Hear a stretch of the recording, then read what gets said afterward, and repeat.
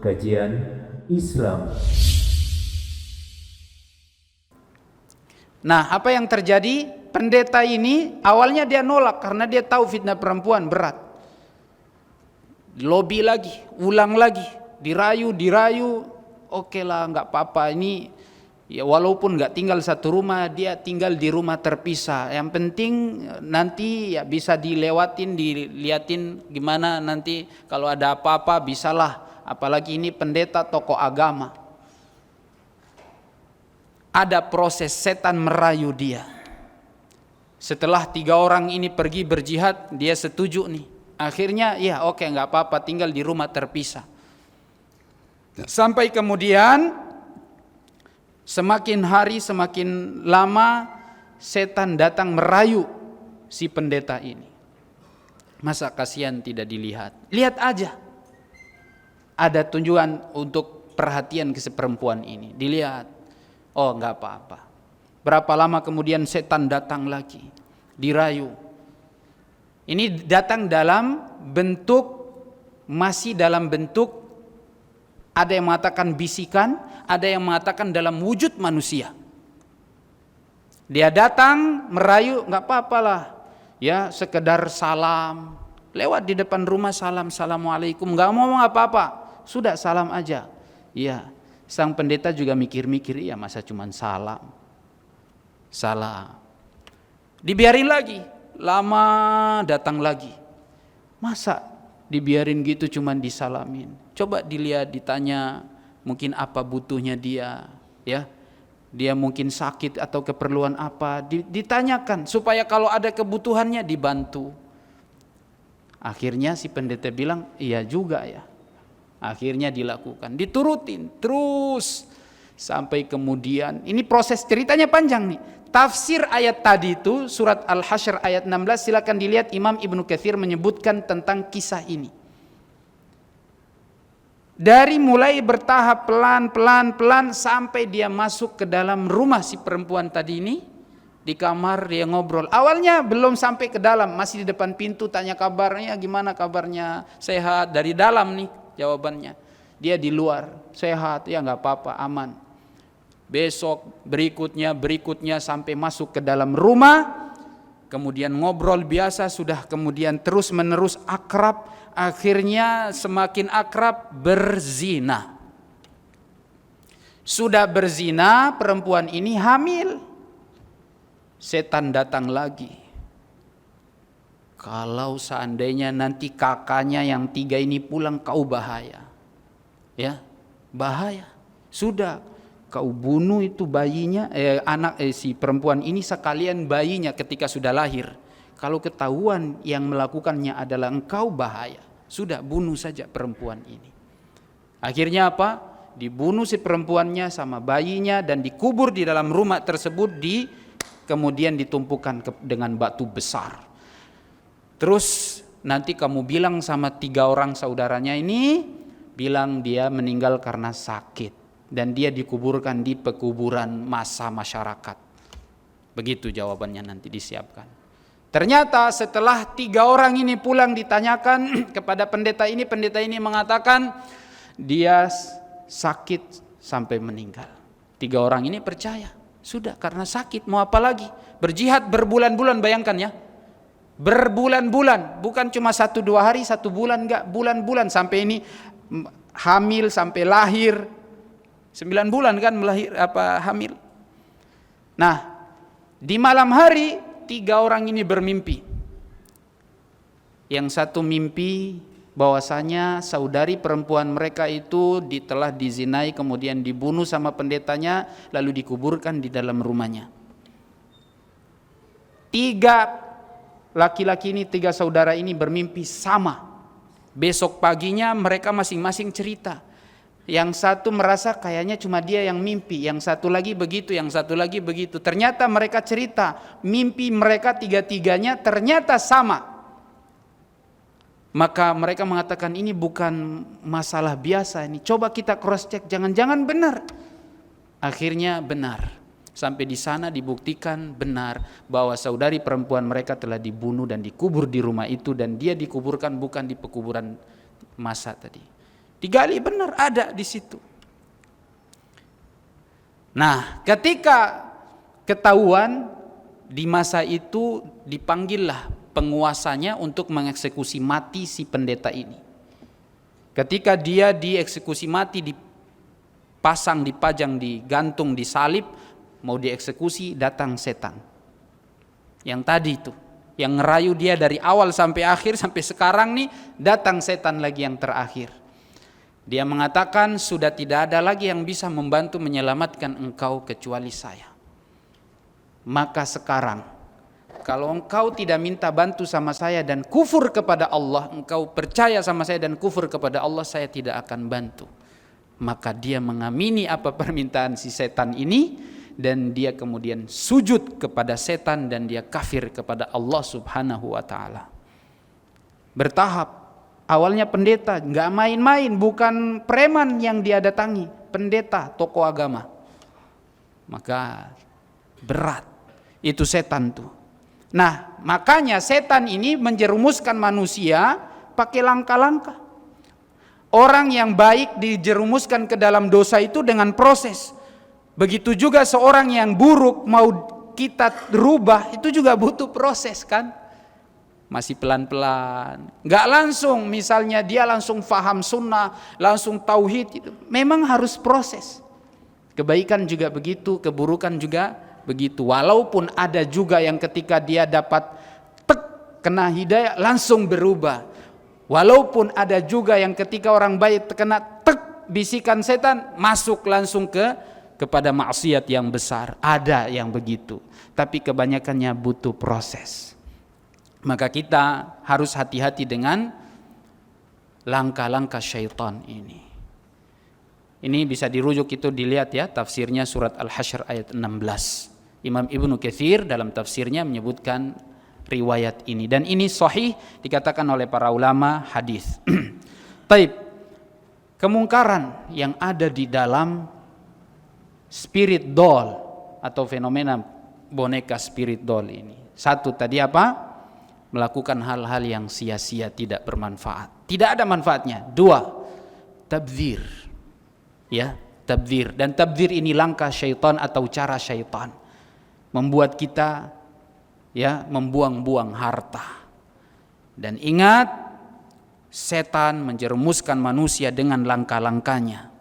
Ketika kita sudah mengikuti satu langkah, dia akan berpindah mengajak kita untuk mengikuti langkah yang kedua, ketiga, keempat, dan seterusnya, sampai membuat bisa jadi pada tingkat syirik dan kufur. Maka jangan coba-coba. Yang kita ini alhamdulillah sudah faham tauhid, pada faham sunnah, jaga kebaikan ini.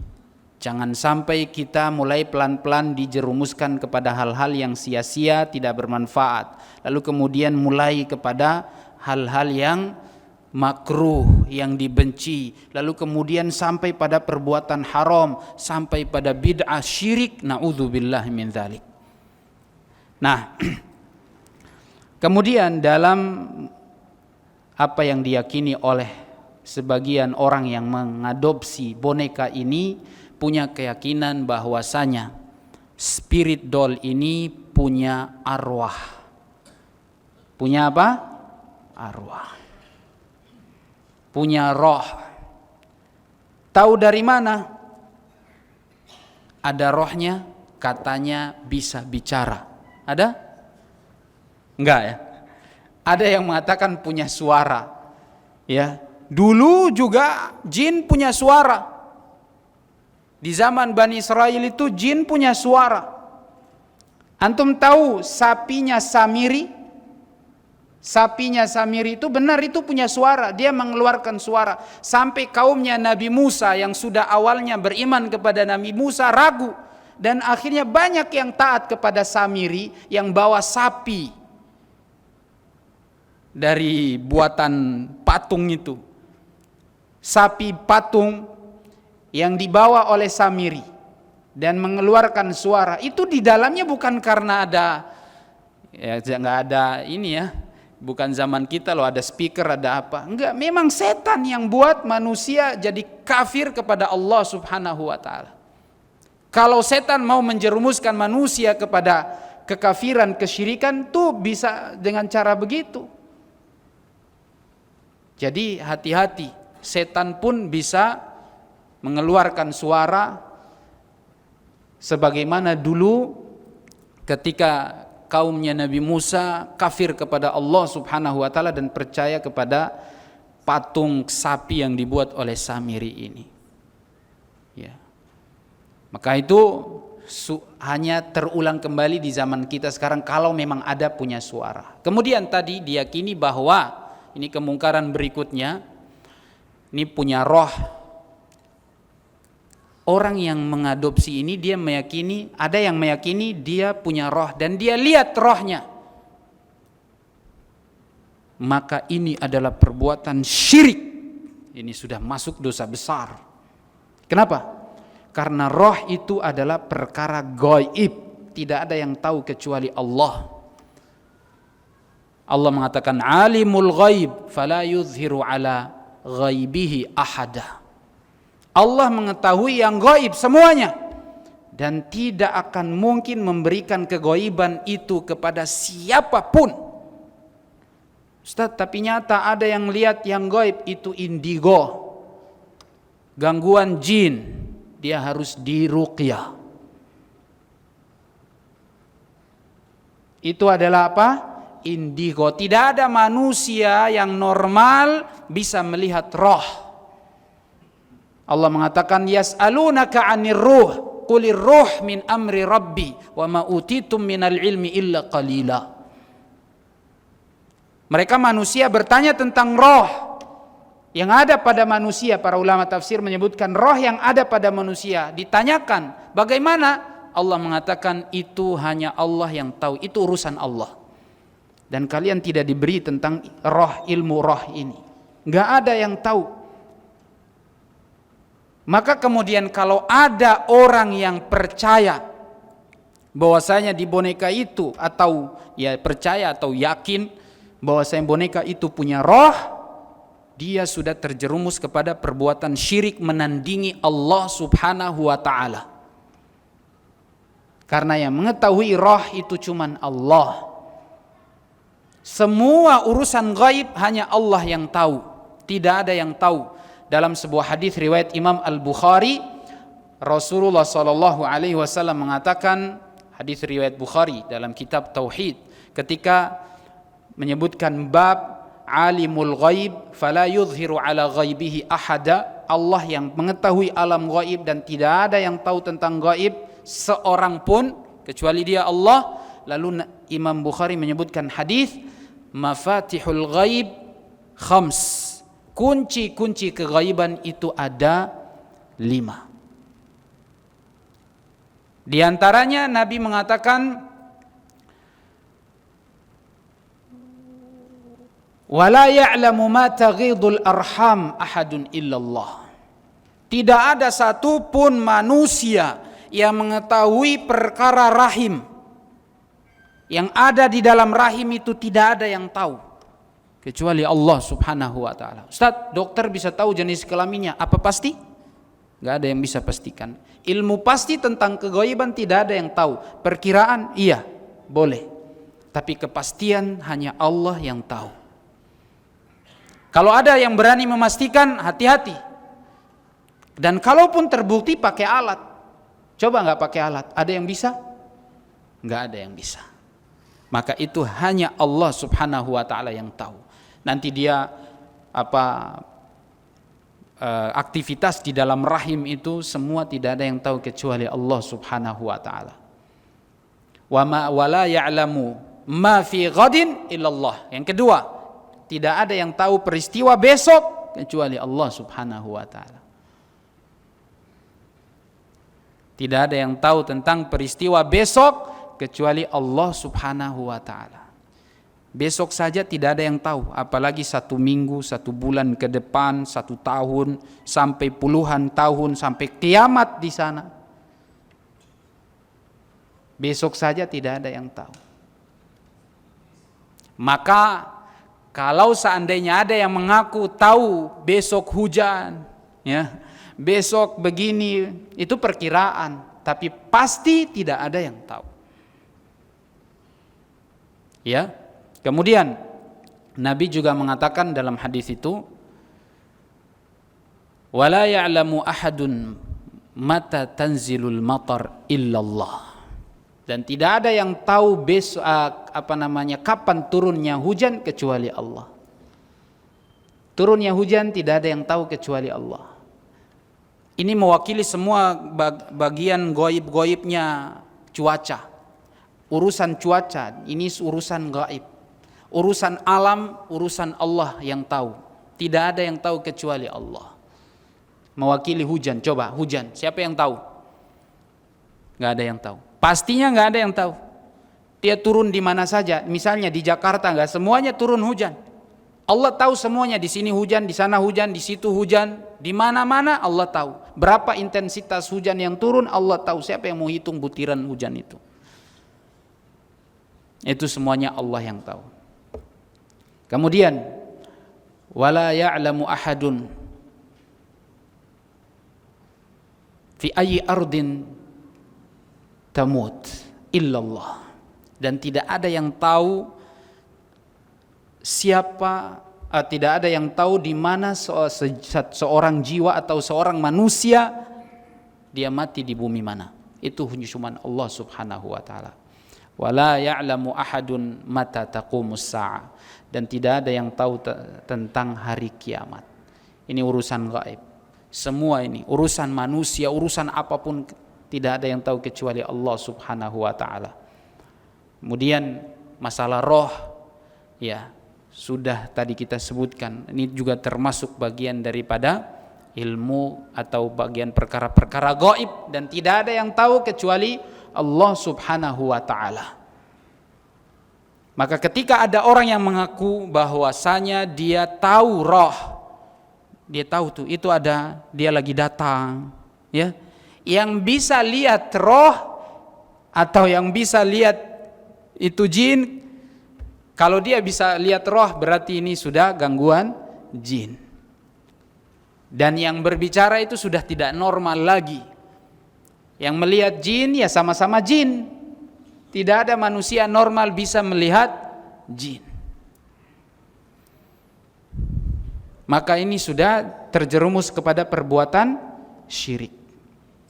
Kemudian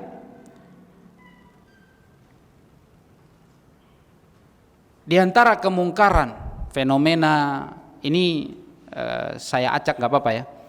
Di antara kemungkaran fenomena ini adalah yaitu boneka-boneka ini katanya yang punya roh datang dari roh-roh yang sudah meninggal.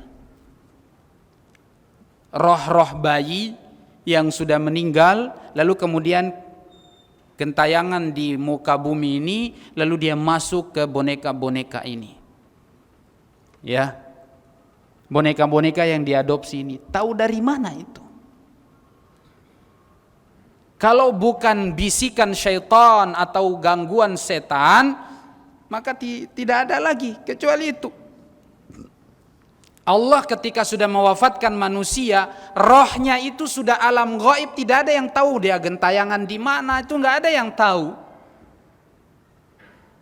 Makanya tadi ayatnya sudah kita sebutkan, yas'alunaka 'anir ruh, mereka bertanya tentang ruh, baik ketika dia ada di tubuh manusia dan yang sudah meninggal itu ruhnya kemana? Gak ada yang tahu kecuali Allah Subhanahu wa ta'ala. Dan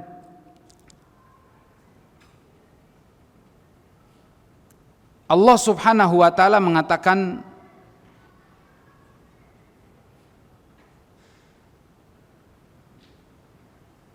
Allahu yatawaffal anfus hina mautiha.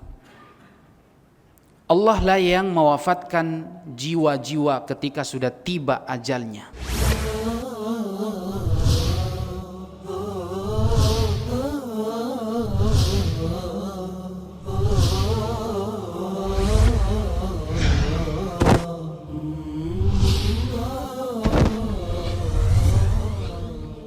Kajian Islam.